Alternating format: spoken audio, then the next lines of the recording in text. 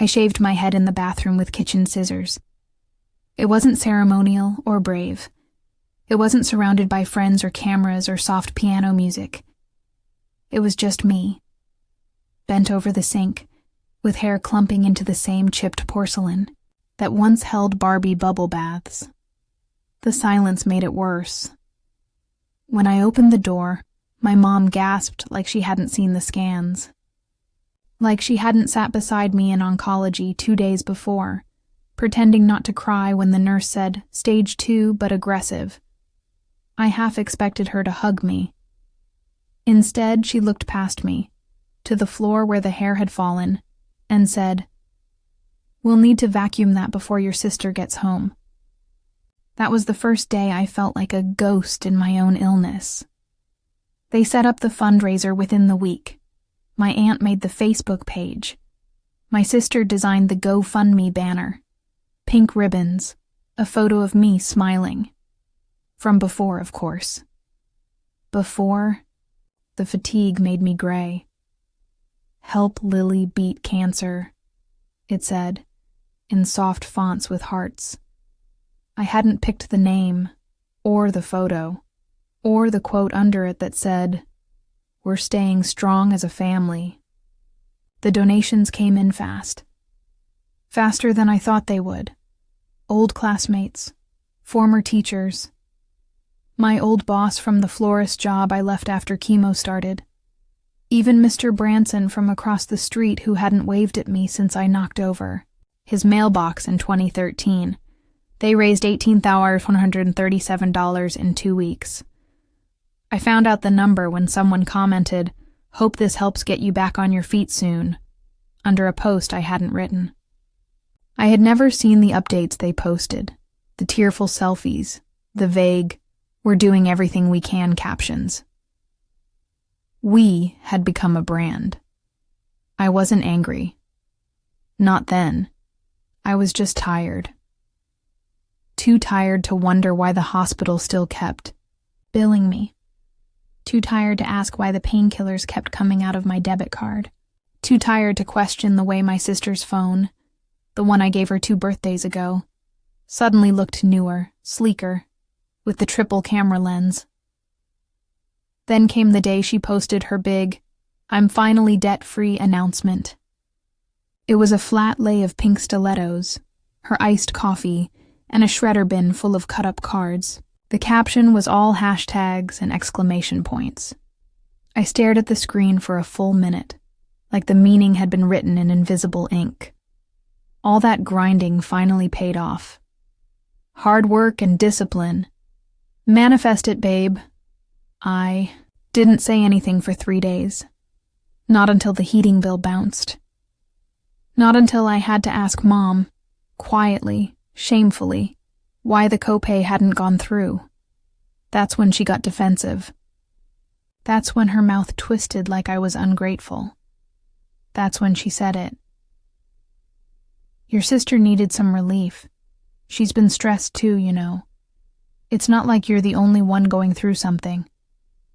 I didn't yell. I just nodded. Like maybe I had imagined the nausea, the hospital bed, the blood work that bruised my arms. Like I was the dramatic one. Like I had somehow made cancer selfish. That night, I opened the fundraiser page. I clicked the edit tab. It was locked, password protected. I wasn't the admin. I started keeping screenshots, not out of malice. At least, that's what I told myself at first. But because gaslighting has a way of making memory feel slippery. Every time she posted about getting through hard times, I'd save it. Every boomerang of her shopping bags. Every TikTok of her unboxing designer sneakers, mouthing along to, "I got it out the mud." Every one of those little lies she told to the world while wearing my smile. They still called me the strong one. "You're such an inspiration. Lily. She's handling this with such grace. A warrior." But I didn't feel like a warrior. I felt like a prop. A soft-spoken backdrop for their redemption arcs. When I asked Mom again, gently this time, almost begging, if we could talk about the money, her eyes flickered in that way they always do before she spins the guilt. "It's just money," she said. "What matters is that we stayed together." We hadn't. They went to brunch that weekend without me. I found out because my sister tagged the restaurant on her Instagram story. Avocado toast and mimosas, clinking glasses, and that same pink wallet I bought her 3 years ago, now bulging with the cards I thought she had cut up. I zoomed in on her nails. Gel. Custom design. Rose gold foil, the kind that costs $85 minimum. She never said thank you. Not for the fundraiser. Not for the hair I lost. Not for the hours I spent pretending I didn't notice her pulling away the moment I started looking sick. The worst part wasn't even the money. It was the silence. The way no one ever asked me if I was okay. They only asked what I needed, like I was a broken vending machine.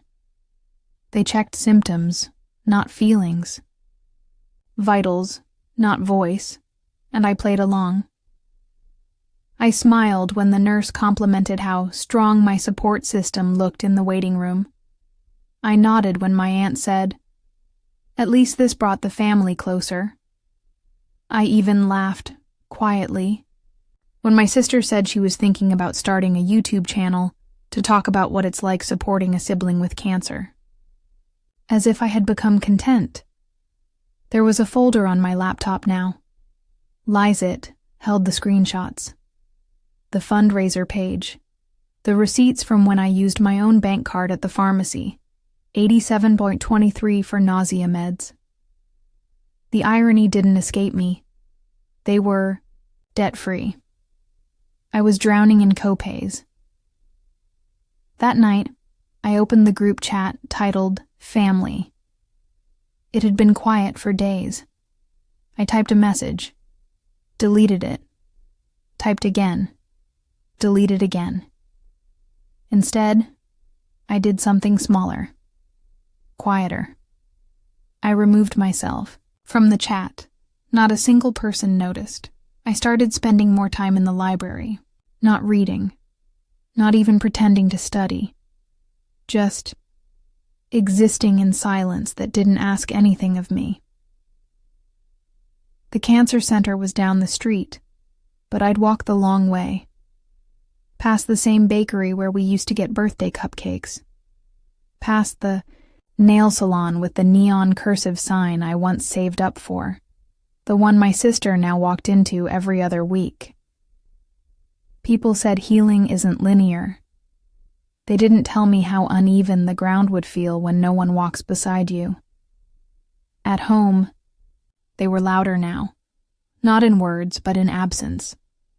The house had always been full of half-finished conversations, but now it was full of laughter that paused when I entered the room. Of inside jokes I didn't hear the beginning of. Of music thumping from her room while I tried to sleep off bone aches. Once, I caught a glimpse of her packing a suitcase. "Where are you going?" I asked. She looked surprised, like she forgot I was still living here. "Vegas," she said, curling her hair in the hallway mirror. "Just for a weekend. Needed a break." A break. From what? From the weight of carrying my story like it was hers? From the guilt she never let surface long enough to sink? The suitcase was new. Rose gold. Probably expensive. She giggled into her phone while snapping a mirror selfie. Spiritually healing. The post went viral. Thousands of likes, hundreds of "you deserve this" comments. And there she was, front and center in her digital cathedral of self-love, all funded by sympathy she borrowed from my suffering. I didn't say anything. I just walked back to my room.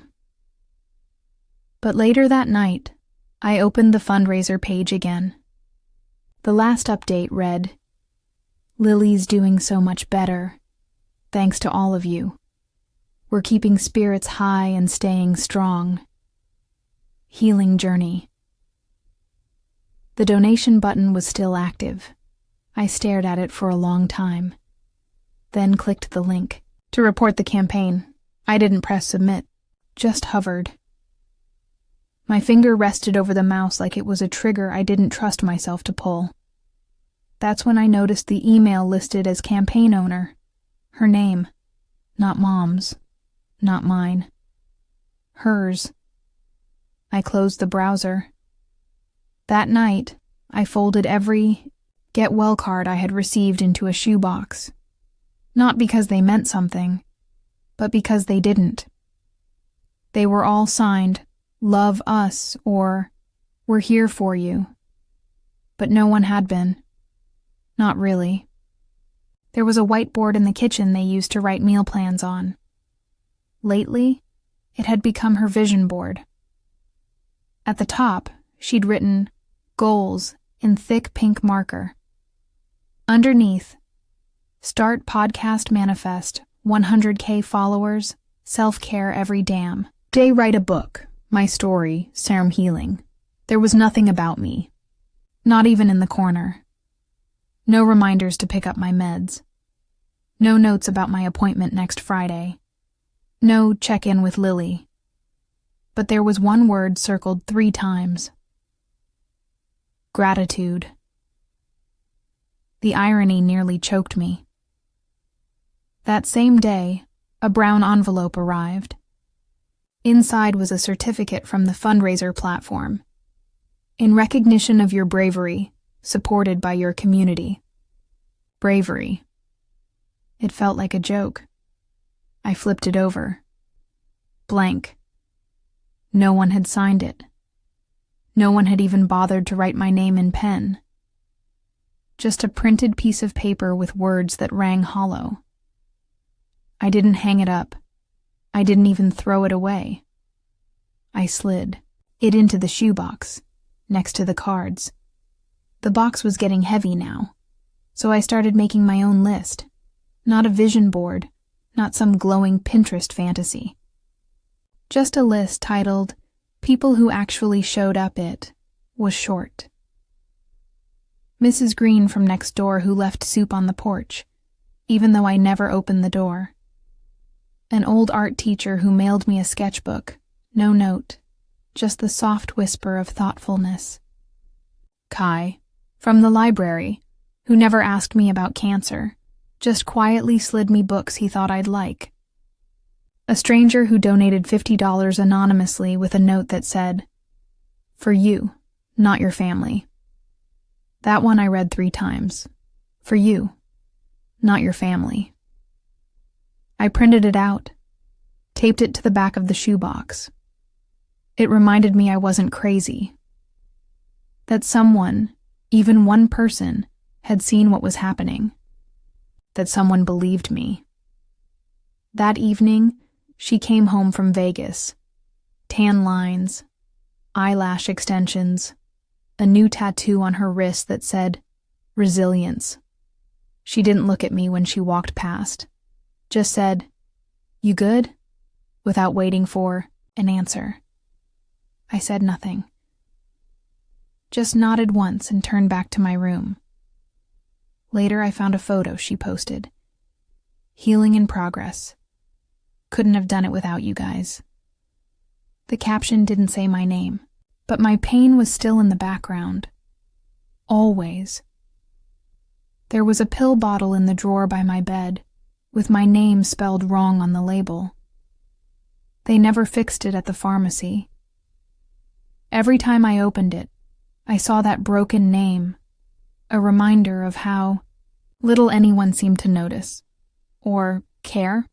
I took my last anti-nausea pill a week ago. When I asked Mom if she could help cover a refill, she sighed without looking up from her phone and said, "Didn't the fundraiser cover all that?" I almost laughed, but it caught in my throat like dust. My sister had just posted a boomerang of her new iPad. Treating myself, because healing ain't cheap. Healing, She said it like she'd survived something. All I'd done, apparently, was inconvenience everyone. I sat in my room that night under a single lamp, scrolling through the fundraiser page again. All the faces of strangers who donated. People I hadn't seen in years. People who had trusted my name. And the story wrapped around it. Enough to open their wallets.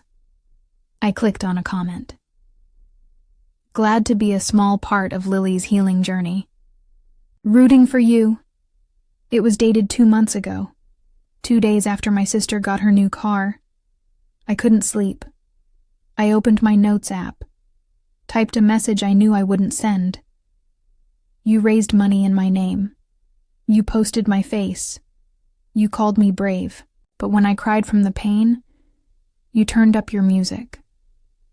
When I needed help paying for meds, you said she was stressed too.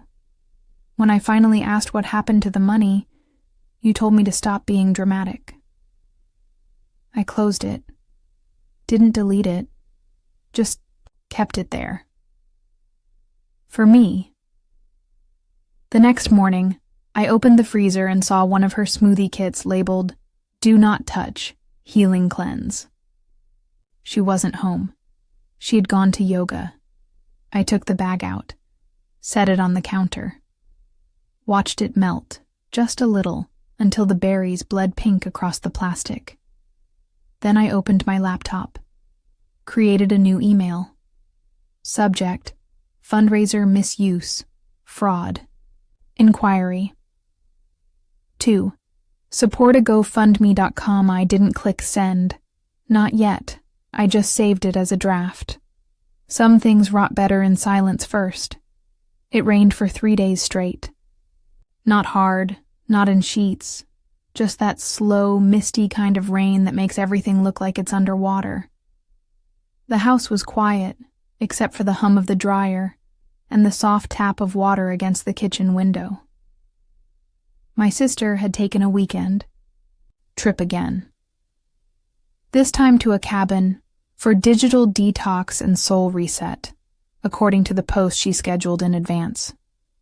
Funny how someone could unplug and still find Wi-Fi strong enough for hashtags.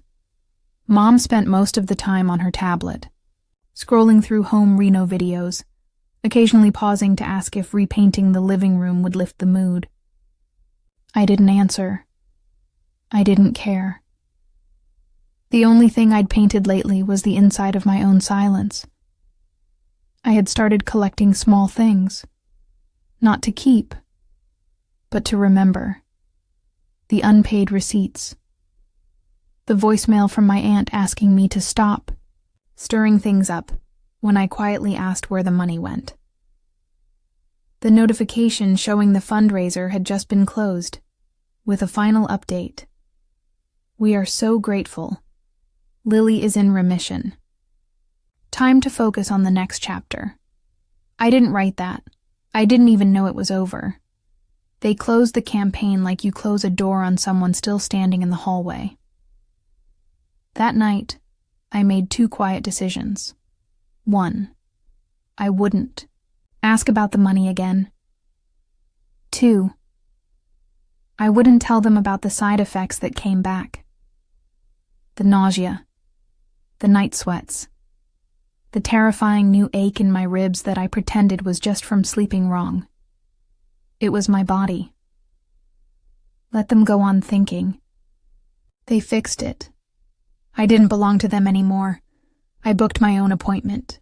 I used what little I had left in my savings, the same money they hadn't noticed I stopped contributing to groceries, to utilities, to anything.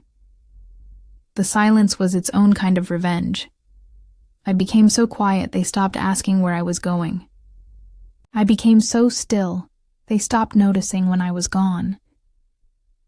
When I returned from the appointment, Mom asked if I could help her pick a paint color for the hallway. She held up 2 swatches. One was called Soft Dawn. The other was Warm Resilience. Told her I liked the white one. It wasn't even in her hand. She shrugged and picked her favorite anyway. The house smelled like sugar and lavender, She had thrown herself a healing party. There were cupcakes, gold balloons, and a banner that read, "Survived plus thriving." I wasn't invited, not officially, but I lived here, or at least existed here. So I heard the music through the walls. I saw the guest list on her Instagram story before I ever saw it in real life. People hugged her like she'd climbed Everest. They toasted to strength with sparkling cider. Someone gave a speech about how inspiring it was to see her support her sister through such a dark time. She cried. The room applauded. No one looked for me. I stayed upstairs with the door closed. I listened to them cheer for her resilience. The same resilience she bought with my story, my name, my loss. Later that night, long after the laughter, faded into paper plates and lipstick-stained wine cups, I came downstairs for water. She was on the couch, barefoot, scrolling through photos from the party.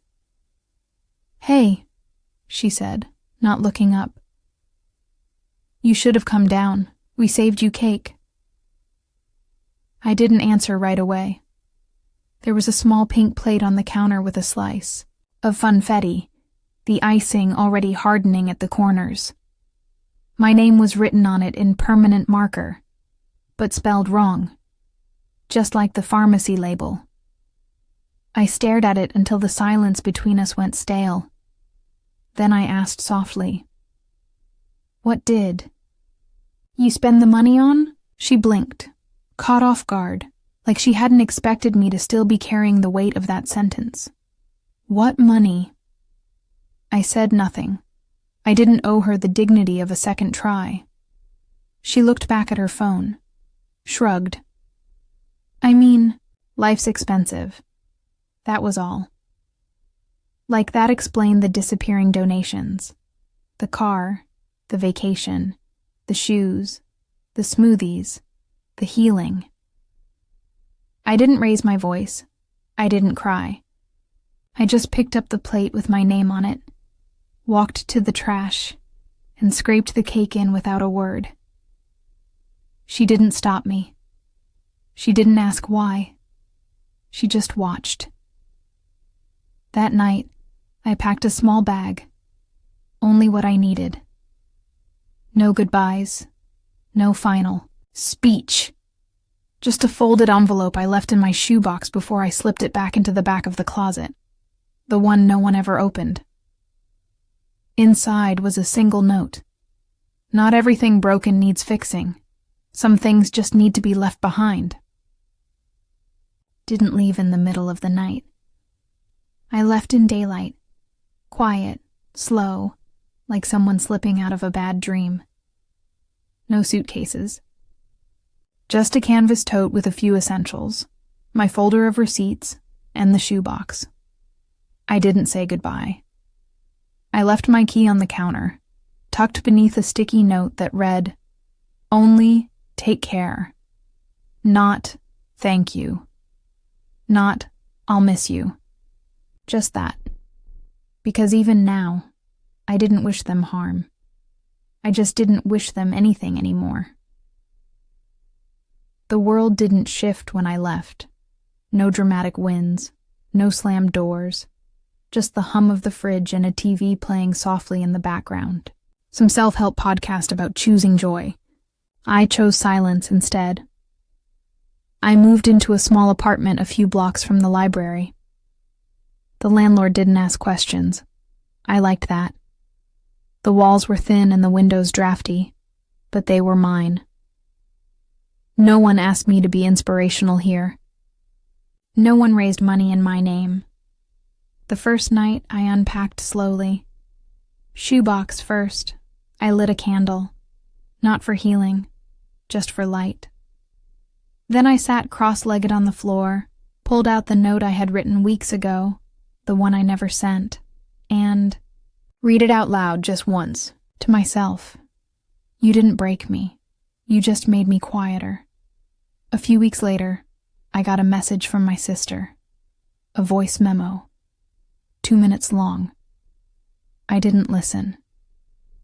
I deleted it, then blocked the number. It wasn't hate. It wasn't revenge. It was just peace.